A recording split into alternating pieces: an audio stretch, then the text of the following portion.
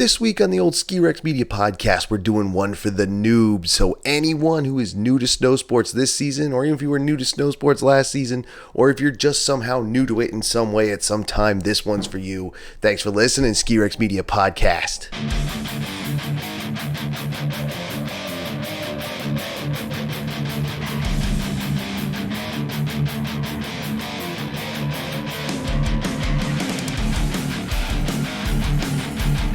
How are we doing, everybody? Tim from Ski Rex Media once again this week. Thank you for joining me. Thank you for listening to the episode. I hope you enjoy it. I think you will. At least I hope you will. As I said, I don't know if you're going to enjoy this one. I never know at the beginning, and honestly, I never know at the end, but that's up to you whether you enjoy it or not. If you do, think about subscribing or following, no matter if you are watching on the YouTube channel or if you're listening to the audio version on one of the many directories you can get it, which we'll talk about later. But don't forget to subscribe during the episode or hit the like button if you're on YouTube, all that good stuff. Show me that you enjoy it and tell me too. But we'll get to all that at the end. Let's get to the topic. This week's topic is all about the noobs, the new people, the newcomers. Why do that? I'll tell you why. It sparked off while we were down at Big Snow a couple weeks ago. I just got my first, dude, I've been talking about it almost nonstop, even on Ski Rex Media. If you go in, there's a written recap and review of Big Snow. There's the video version. I talked about it in a couple other pieces. I finally got back on skis after 6 years. We went to Big Snow and did it. Now, one of my concerns was that I would be skiing like a noob. Not saying that's a bad thing, just saying that's something that I wouldn't expect because been doing it since I was 12, on and off. Obviously, I took a bunch of years off, so now I'm back on. And I was thinking I was going to be looking like a noob, or at least skiing like a new person, which I didn't. Obviously, not to the level I once was, but I'm definitely above a beginner level. But there's nothing wrong with being a noob. It's always funny to me how people pick on new people who are just learning, noobs. And that's in anything, whether it's snow sports or not snow sports or online video games. God damn, if that's not some of the most brutal verbal brutality you can ever come across is in online gaming. And people are like, you fucking noob. It's like, bro, you were a noob once too. I'm sorry that I didn't take to it like you did, asshole. Anyway, nothing wrong with being a noob. Always better to be a noob at a younger age. This one's for the parents of the kids they think might want to get into snow sports. Start them off young. We talk about that. Get those noobs in there when they are 2 feet tall, man, when they are 2 years old, whatever age they can get into it, whatever age they're walking and can get into it. Now, you could say, is that pushing it too hard? No, I've seen kids really young, single digits, start skiing. I didn't start until I was 12, which is still pretty good. But when you can get them younger, get those noobs out there really, really young. Now, why? Now, when we talk shit, any of us, we're like raising them right, getting them started right, getting them started young. Yeah, it kind of almost seems like we're kind of, that's hardcore, man. If you're a hardcore skier, your kids are on skis or snowboards from right out of the womb. They drop out in the delivery room and then bam, right out back and onto a hill. No, it's always good to start younger. That's in snow sports. That's if you're looking to learn or looking to have them learn musical instruments, play other games, other sports. It's always good to start them young. In snow sports, the big advantages are, well, really, there's two giant advantages. Number one, they're low to the ground, low center of gravity, the little ones. You see them out there and you see these little adorable, all, packed up in their coats and their snow pants and everything. And that's pretty cool. I was like, yeah, but they have a low center of gravity, man. It's not like us tall adults, or taller adults, or not even super tall adults. You can be a short adult, but you're still much taller than you were when you were a little micro-sized little kid, and they got that low center of gravity, man. It's like when you lower a car, it can handle better. If you have a lower person, they're gonna handle better. That's just the way it is. And get them out there for that, man. It's so much easier. Plus, they have no fear. They have no fear. That's one of the biggest problems about being a noob as an adult. We have fear. We have fear. We are afraid of getting hurt. We have I don't mean to get too dark, but we have this we're aware of our own mortality. You know what I mean? We know we could die, and we know what that means. So little kids don't have that. They don't understand that yet. They don't know anything. They just know they're outside following around someone telling a pizza or French fries. That's it. Plus, kids are sponges, man. You ever throw out the old F-bomb and then a little 2-year-old you didn't see is saying it over and over again? They're like that with everything. Kids learn better. I don't know if that's true across the board. I think it is, though. I really do. If you get them out there young and they're doing it, they're eventually going to tell you, I don't like this. And then you'll know. Like, definitely make sure your kids try, like, especially if you're putting them into any sport. You know, make sure they try. Don't let them do it just once and say, no, I don't like this. Like, talk them into it. Be like, look, you're not going to know if you like it until you actually do it. So get out there and do it. Being a noob as a kid is easier. And we know that. And that's all I really have to say on that part. You could say, wait, that's it for that part of the segment is little kids and that's like a 2-minute segment? Yeah, man, because it's true. It's absolutely true that the little ones learn better. They learn faster. They're physically able because they got that low center of gravity. They're not afraid of anything. They soak up everything, literally, too. I bet when you get them wet, they're just, you got to shake them off and send them on their way. Skiing can be wet if you're doing it in the spring. But it's not so easy as an adult.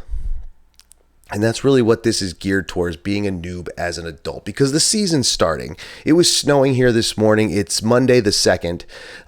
So I should have said this at the beginning of the episode, but I hope you enjoyed your Halloween weekend. I hope you came through it safely. I hope you trick-or-treated safely. It really didn't seem that different to me, except everybody had their stuff set out on tables out front. Like their candy bowl and, candy trays and things like this.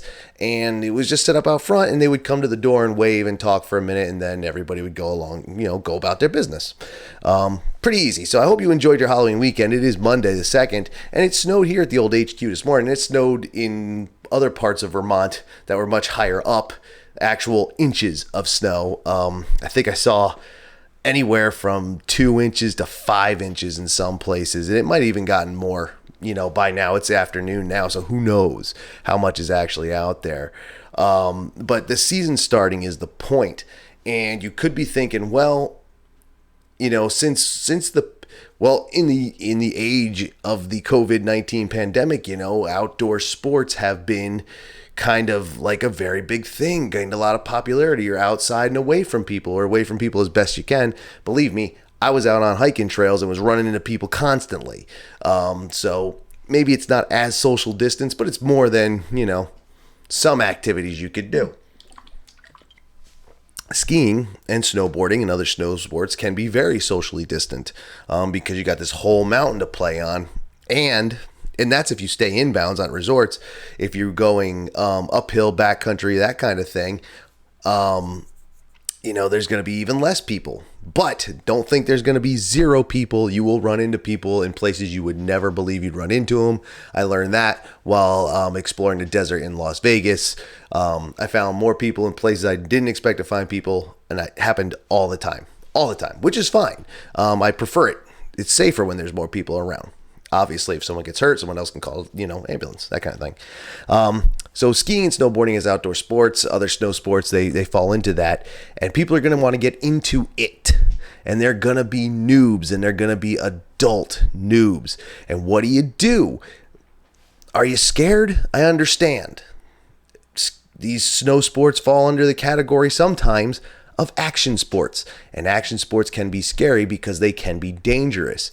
And snow sports are dangerous. And it sucks because I can't just come out and tell you, don't be scared. I was scared 2 weeks ago, or was it 2 weeks ago? Oh, no, just over a week ago when I was at Big Snow, and I hadn't done it in a while. I was scared. I was terrified. But one run, and that was it. That was it. It was done. No worries. Because I had done it before, but not everybody has done it before. And you might be scared. And I can't tell you to not be scared, because fear is what it is. Fear is a good thing. It is not a negative thing. Emotions themselves are not negative or positive. It's all about how one deals with it, how one reacts to it, and what happens because of it. And that's a whole thing we can discuss some other time. But the fact is, I can't tell you don't be afraid, because like I said, I was afraid. I'm afraid of other things. I have irrational fears. I'm afraid of flying. That makes no sense. I'm afraid of the dark. That makes very little sense, but I face them kind of, but I can't get over them.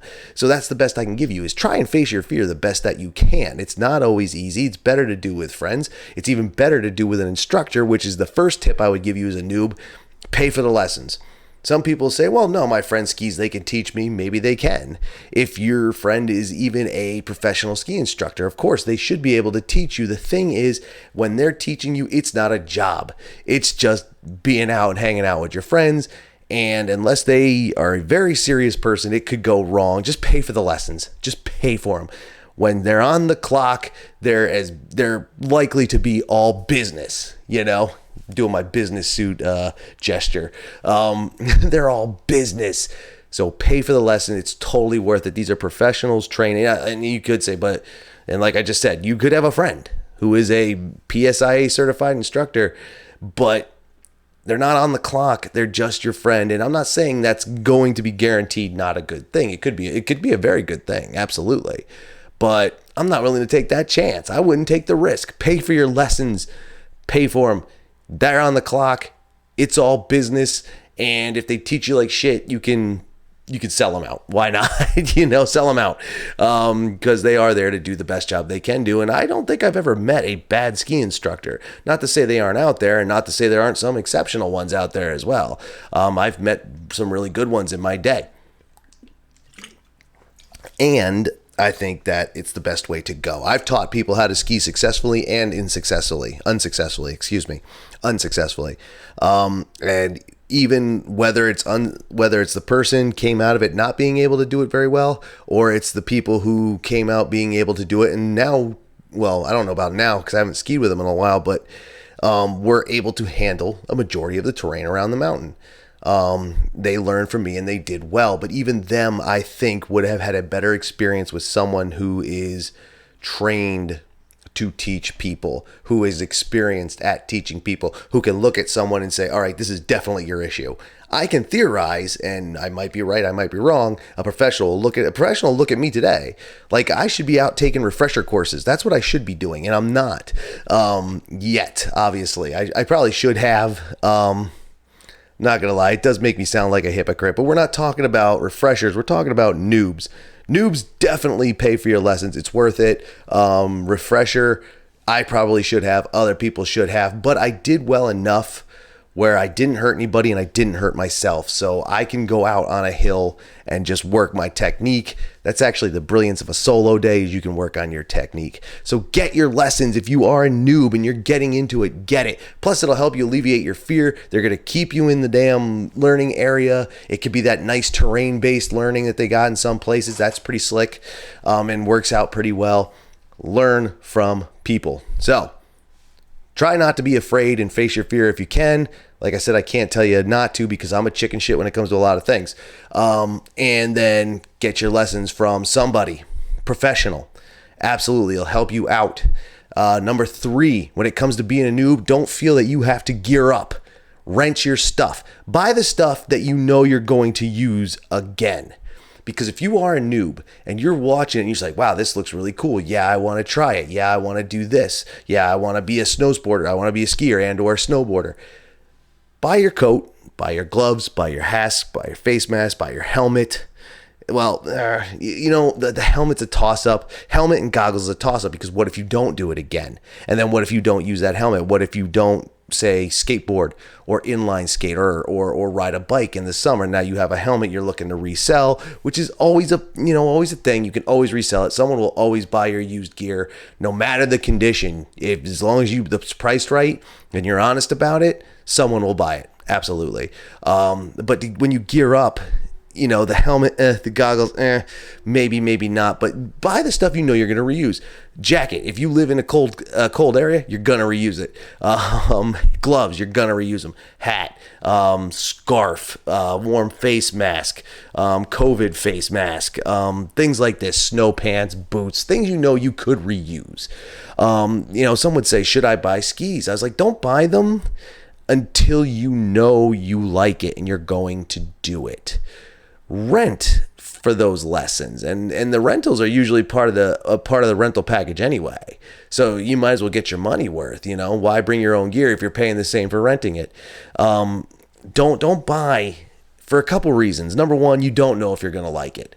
Or if you're, some people just aren't capable. You know what I mean? Like there's sports I've tried that I've never gotten the hang of. I don't own any equipment for those sports. As well as other things in life, I'm not good at them, so I don't own the equipment for them. If I do happen to play, it's, someone else has brought the ball. You know what I mean? I don't have a football. I can toss a football, but I don't play well. Hockey, skating. I've never really done ice skating, so I don't own a pair of ice skates. If I were to go ice skating with friends, if the place we're going has rental skates, that's probably what I would do. And then if I realized I really liked it and was doing it like every other week, then I would go buy skates. Same with inline skates. I don't own a pair anymore. I never really got the hang of it. I can go on flat ground, but I've been hurt pretty good on skates. I broke a wrist on skates. I don't own skates. A bicycle, I know how to ride pretty well. I have one. It was a cheap one, but I have one, and it's cheap, but it's geared to what I do. You know what I mean? I'm not a freestyler. I'm not, a big downhill mountain biker. I just like to get out on the road and the trails and ride, not crazy stuff. So I have that. I have a bike, but like I said, inline skates, I don't. Same goes with skiing, snowboarding, other snow sports, or even winter sports, or other action sports for that matter. Rent your gear, borrow your gear if you could. I wouldn't suggest that really with everything. Some stuff I think you probably could get away with that, but not everything. And if you rent it because you might not like it, you might not be able to do it. In the case of snow sports, skiing and snowboarding, what if you take your first ski lesson, 2 ski lessons, like, damn, skiing's not for me, and you end up on a snowboard instead, and you get the hang of that, and you really like it, and you keep doing it. You didn't know that until you did it. Always do it first. It's part of research. In fact, research the gear you're going to need beyond that. What if you are already a seasoned skier and snowboarder and you want to try a different type, say, of skiing or snowboarding, not just inbounds resort riding? What if you want to try park riding? What do you need? Do your research. Again, if you can get away with renting gear or borrowing gear, like for instance with park riding, if you are big into safety and you have your helmet and don't borrow someone's mouth protection. That's just gross. I mean, I guess if you sanitize and everything, it's not really super gross. It really isn't. I mean, I've kissed girls. Same thing, the spit is being swapped no matter what. But there's something about someone else's mouth guard. You sanitize it first. It's like, I think even dentists recommend not putting a friend's retainer in your mouth. I could be wrong about that. I never needed a retainer. I never had braces. I never had any of that. So I didn't do that. I never put someone else's in my mouth. But, I have shared soda pops and I have kissed girls. So there you go. But all kidding aside, chest protection, knee pads, elbow pads, depending on your level of safety gear, everybody's a little different. Some people do wear elbows, but not knees. Some people wear knees, not elbows. Some people wear mouth guards, chest protection, back protector, hips, whatever it is, see if you can get into that gear without a full financial commitment. That way you don't have to, like I said, resell it. It's not hard to resell, but you're probably not getting what you paid for it. You know what I mean? Do the research to see what you need, what you can just use, and then try it. Mountaineering and backcountry, same idea. And those are things you definitely should get someone professional to teach you how to, because that's like the dangerous of the dangerous. So that's where we're at so far with noobs.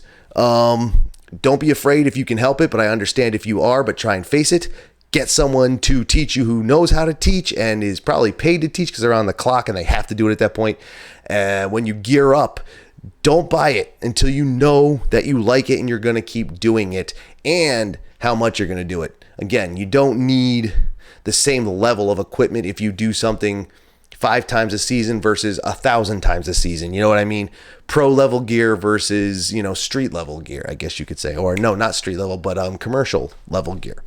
You know what I mean? So know yourself, know who's teaching you, know what gear to get, and make sure you have fun doing it because these things are fun to do. try not to get frustrated, and don't try not to. And that kind of goes along with who's teaching you and being afraid. Don't get frustrated, because even if you're not afraid, you could get frustrated. And I have seen people get frustrated and just throw shit down and like, that's it, I'm done, I'm not doing it again. And it's just because they got frustrated or because they got cold. Don't be afraid to admit these things either. Like openly say, I'm cold, and we'll start stuffing hand warmers in your jacket if we have to, just to keep you out there. Because once you get moving, you're not cold anymore. You might even be taking off a layer. That's the beauty of layering. Know your gear, know what you want to do. Get someone to teach you, or pay someone to teach you that's professional, especially the harder you get. Obviously, park riding, you need someone who could teach you park. Inbounds, just regular old trail riding, that's, get a start for that. At backcountry, get someone to teach you how to do that. Get the right person to teach you, get the gear you'll reuse until you like it, and then obviously you'll do the research and buy what you want or what you need, or balance the what you need and what you want.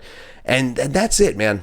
That's it. Like, I'm sure there are others who will give you a whole list, like a top 10 list or any kind of list, like, new to this, here's what you need. It's very basic and very simple. You just need to know that, especially as an adult, it's likely you're going to be scared. And if you're not, that's awesome. And that will help. But you are, so you have to face that. You have to know. And it's like anything, though. If you are afraid, you really could be afraid.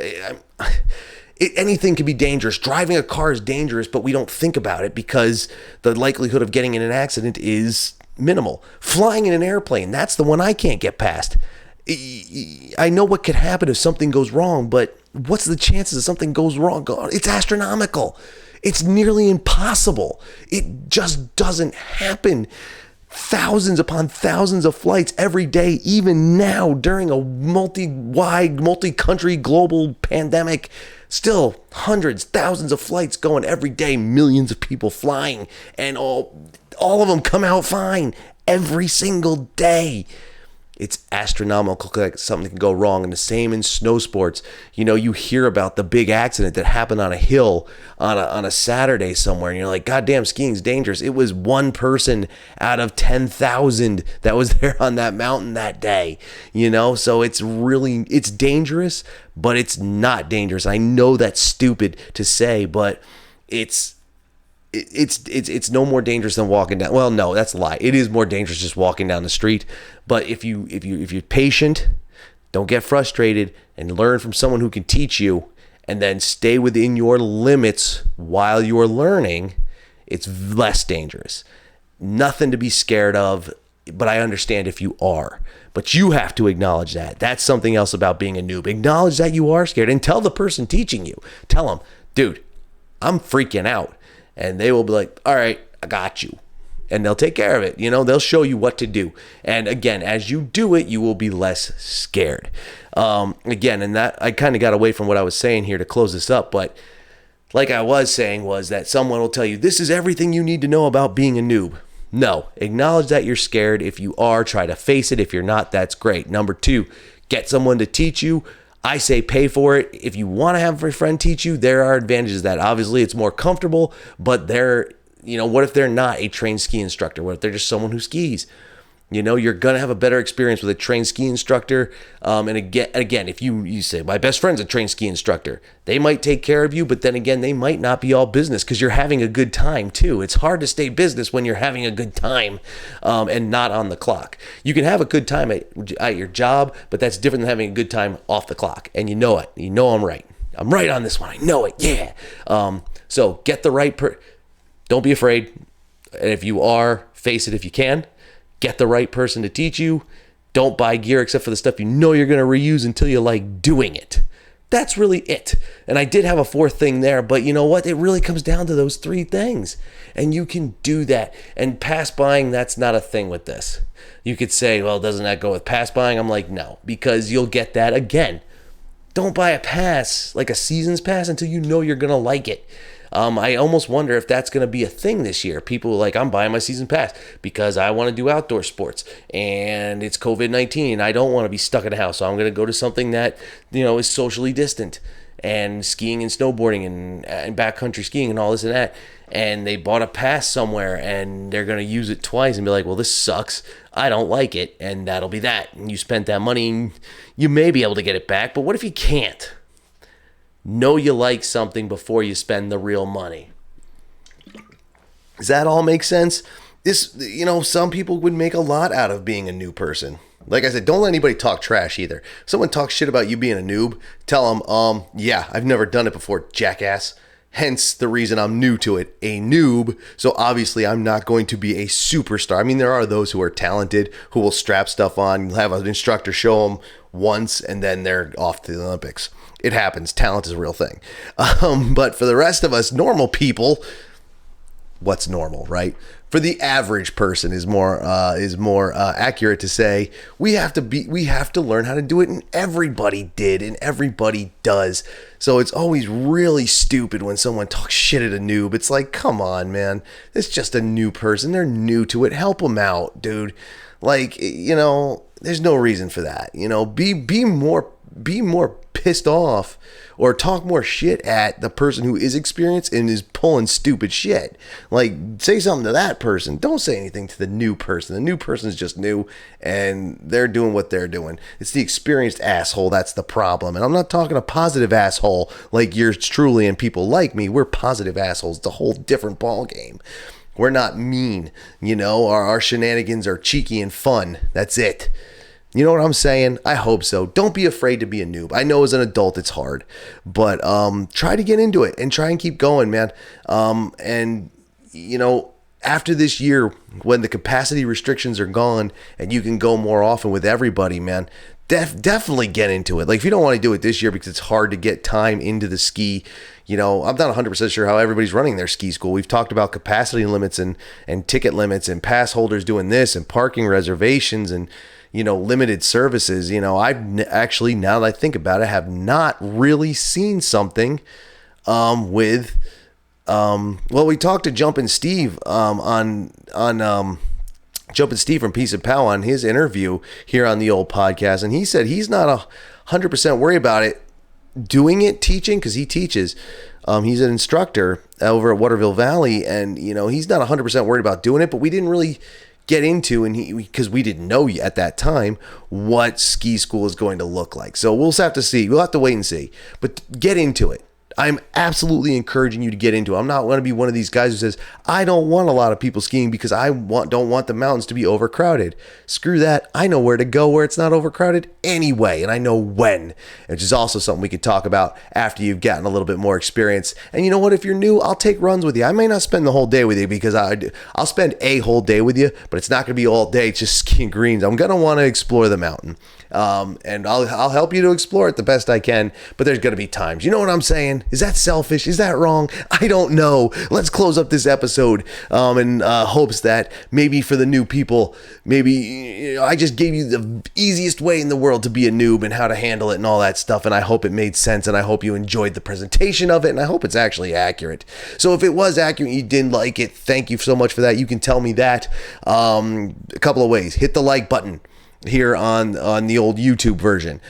Make sure you subscribe as well, please. If you listen to the audio only version, that's awesome too, because you can subscribe, follow. Each platform uses a different term for follow or subscribe, or there's another one I can't remember what it is, but there's so many because there's Spotify, iHeartRadio, Buzzsprout, Google Podcasts, Apple Podcasts, Stitcher. There's like 2 or 3 more that you could find the Ski Rex Media podcast on. So you pick your favorite and you use the one you want to use, okay? And that's how another way you could tell me you enjoyed it. Or you can go follow me on social media, Instagram, Facebook, Twitter, all those. Follow Ski Rex Media for various content along those, and you can leave comments and message through those as well as going to skirexmedia.com, which can also be subscribed to. Or you can go to Patreon, or you can go to the merch site. Go to the description of the episode and you can find so many ways to contact and or follow and or support and or be a part of the Ski Rex Media podcast and all Ski Rex Media across the board. I even take fan submission ideas and we talk about that, and you do get credit. So if you have something, let me know and we'll talk about it. All right. Plus, I can always use people telling me what they want to talk about because my creativity gets shot out sometimes. Even today, I didn't get as much done as I wanted because I'm just staring at a keyboard and nothing's coming out of the brain. It happens. Nobody's perfect. Anyway, thank you for listening. Thank you for watching. Hashtag thank you for watching. And I will see you on the next one. Enjoy the winter. Enjoy the snow as it falls. I hope as a new person, you're going to come out and ride, and we'll all take rides with you, and we'll all have a good time. How's that sound? Thank you again. This is Tim from Ski Rex Media. So long.